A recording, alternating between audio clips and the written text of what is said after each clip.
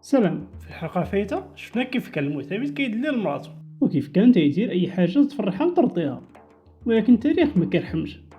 وسط هاد الحب والطرف كان الخطر كيقرب من الأندلس خطوة بخطوة. اجتمعوا ملوك الأندلس باش يتشاروا كيف يواجهوا الزحف المسيحي اللي جاي من شباب قيادة الملك ألفونسو، وبدا كل ملك كيعطي الرأي ديالو. كانت في ذيك الوقت دولة المرابطين بقيادة يوسف بن تاشفين في الأوج ديال القوة ديالها. واقترح المعتمد على ملوك الطوائف أنهم يلجؤوا ليوسف بن تاشفين ويطلبوا منه المساعدة، ولكن كانوا بعض الملوك متخوفين، قالوا إذا استعنا به غيعرفنا أضعاف ويقدر يتقلب علينا. وتما فاش كان المعتمد بن عباد الجملة الشهيرة ديالو: لأن أرعى الإبل عند يوسف بن تاشفين أحب إلي من أن أرعى الخنازير عند الفونسو. وفي الأخير ملوك الطوائف طلبوا من بن تاشفين نجدة والمساعدة. لبى بن تاشفين الطلب وفاز على المسيحيين في معركة شهيرة، معركة الزلاقة. ولكن داكشي ملاش كانوا خايفين ملوك الطوائف وقع بالضبط. بن تاشفين ولا تيبان ليه أن ملوك الأندلس ضعاف وعايشين في واحد الطرف وما يقدروش يدافعوا على ممالكهم. رجع المغرب حتى فكر وخطط مزيان، ومن بعد رجع قضى على ملوك الطوائف واستولى على الأندلس. شد الملك المعتمد بن عباس هو ومراتو وجوج من بناته وحبسهم في أغمات، وتما ألف المعتمد بن عباد القصيدة المعروفة ديالو: فيما مضى كنت بالأعياد مسرورا، فساءك العيد في أغمات مأسورا. ترى بناتك في الأطمار جائعة، يغزلن للناس ما يملكن قطميرا. فرزن نحوك للتسليم خاشعة، أبصارهن حسيرات مكاسيرا.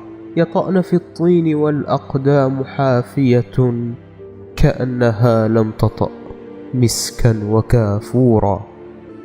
قد كان دهرك إن تأمره ممتثلا، فردك الدهر منهيا ومأمورا.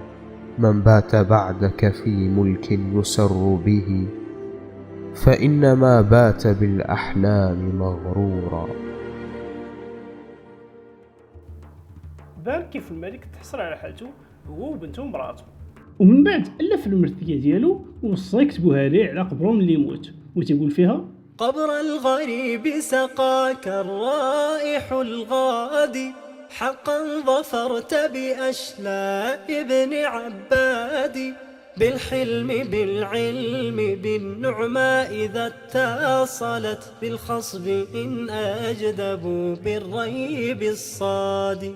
بالطاعن الضارب الرمي إذا اقتاتلوا، بالموت أحمار بالضرغامة العادي.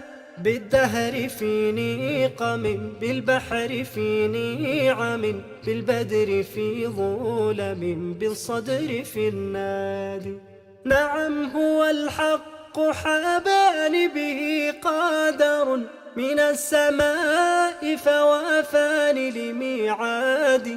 ولم أكن قبل ذاك النعش أعلام أن الجبال تهادى فوق أعوادي. كفاك فارفق بما استدعت من كرم، رواك كل قطوب البرق رعادي.